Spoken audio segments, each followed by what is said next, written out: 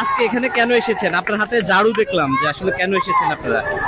ধানের শীষের marker meeting যাচ্ছে, মিটিং এ ঝাড়ু নিয়ে এসেছেন? কি জানি দিল হাতে বাবা, ও, হাতে দিছে। আপনি কিছু জানেন না? না বাবা না, আমি বুড়ো মানুষ, আমি জানি না। ঠিক আছে।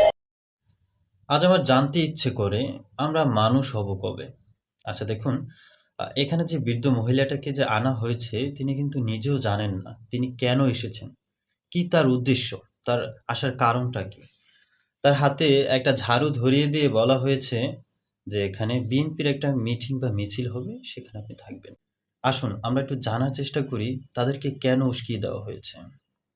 জামাত আমিরের অ্যাকাউন্ট থেকে একটা পোস্ট করা হয়েছে যেখানে বলা হয়েছে নারীদেরকে পতিতার সাথে তুলনা করা হয়েছে। আচ্ছা, আপনি একটু ভাবুন, আপনার এই ব্রেইনটা দিয়ে একটু থিংকিং করুন।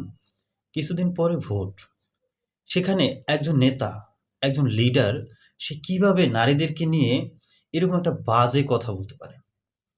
যেহেতু আমাদের বাংলাদেশ নারী-পুরুষ সম্মিশ্রণে একটা দেশ, নারীদের শক্তিও যেরকম, পুরুষদের শক্তিও সেরকম। নারীদের ভোট যতটা দরকার, পুরুষদের ভোটও ততটাই দরকার। সেখানে নারী বিদ্বেষী কথা কি সে বলতে পারে? আপনি আপনার এই সাধারণ ব্রেন থেকে একটু চিন্তা করুন। এটা তো একটা সিম্পল একটা পাগলও বুঝে। একটা পাগলও বুঝে যে এখন যদি আমি নারীদেরকে নিয়ে কোনো বাজে কথা বলি, সেখানে নারী পুরুষ এক হয়ে আমার বিরুদ্ধে চলে যাবে।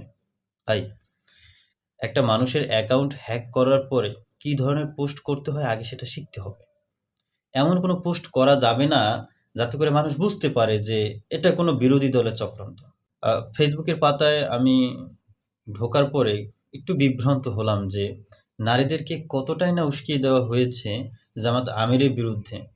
দেখলাম যে অনেক মেয়েরা মিছিল করতেছে, অনেক জায়গায় মিটিং হচ্ছে, আবার বিএনপির বড় বড় নেতারা তারা বক্তব্যও দিচ্ছে এই বিষয়ে। দেখুন, আমার একটা প্রশ্ন যে তার অ্যাকাউন্টে পোস্ট করা হয়েছে, পোস্ট করার সাথে সাথে কিভাবে ভাইরাল হয়ে গেল বিষয়টা? আবার পোস্ট করার সাথে সাথে কিভাবে নারীদেরকে নিয়ে মিছিলের আয়োজন করা হলো? এত দ্রুত কিভাবে সম্ভব? অবশ্যই সেটা পূর্ব পরিকল্পিত। একটা বিষয় নিয়ে যখন পূর্ব পরিকল্পিত থাকি তার মানে হচ্ছে এই অ্যাকাউন্টে এই পোস্টটা করার সাথে সাথে আমরা সব ধরনের প্রস্তুতি নিব। আমরা মাঠে ঝাঁপিয়ে পড়ব। তাই না? কোনো পাগল, সে পাগলও এই ধরনের পোস্ট করবে না। কারণ হচ্ছে সামনে কিছুদিন পরে ভোট। আর আপনারা আপনাদের দোষ লুকানোর জন্য মানুষকে হেনস্থা করিয়েন না। দেখেন, ইজ্জতের মালিক আল্লাহ আমরা জানি। আপনাদের সিলেটের দিকে একটু তাকান। সিলেটের কিন্তু শীষ, সেই শীষ কিন্তু আর এখন আর আবদ্ধ থাকতে চায় না। সেই শীষ কিন্তু বের হয়ে গেছে। সে বিষয়ে কিন্তু সোশ্যাল মিডিয়ায় সবাই অবগত। এখন সবাই ফেসবুক ইউজ করে। সবাই কিন্তু নিউজ দেখে। তো বিভ্রান্ত ছড়িয়ে লাভ নেই। মানুষ এগুলো বুঝতে পারে যে কার অ্যাকাউন্ট থেকে কি ধরনের পোস্ট হতে পারে বা এটা কারা করেছে, এটা মানুষ জানে, মানুষ বুঝে। সাধারণ মানুষদেরকে এভাবে রাস্তায় নামিয়ে দিয়েন না। কারণ হচ্ছে আমরা কিছুদিন আগেও দেখেছি যে আপনারা কিভাবে নারীদেরকে হেনস্থা করেছেন, সেই ভিডিও কিন্তু ফেসবুকের পাতায় এখনো ঘোরাঘুরি করছে। জামাত আমির কিন্তু খুবই সুন্দরভাবে বলেছে যে নারীরা হচ্ছে আমার মা। নারীদেরকে মায়ের সাথে তুলনা করেছে। নারীদের জন্য তিনি কিন্তু খুবই সম্মান করে কথা বলে।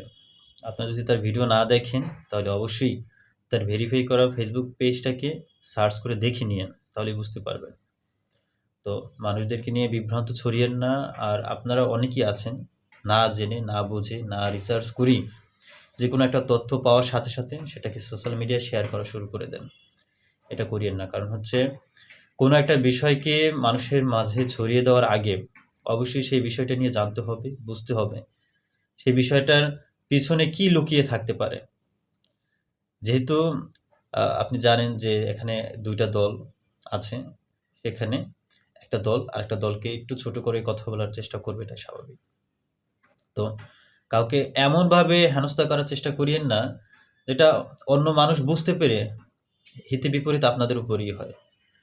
যাই হোক, আমি কোনো রাজনৈতিক দলের কেউ না। আমার দিক থেকে যেটা মনে হলো জাস্ট আপনাদের সামনে সেটা উপস্থাপন করলাম। ভুল ত্রুটি অবশ্যই আপনারা ক্ষমার দৃষ্টিতে দেখবেন। সবাই ভালো থাকবেন, সুস্থ থাকবেন। আল্লাহ হাফেজ।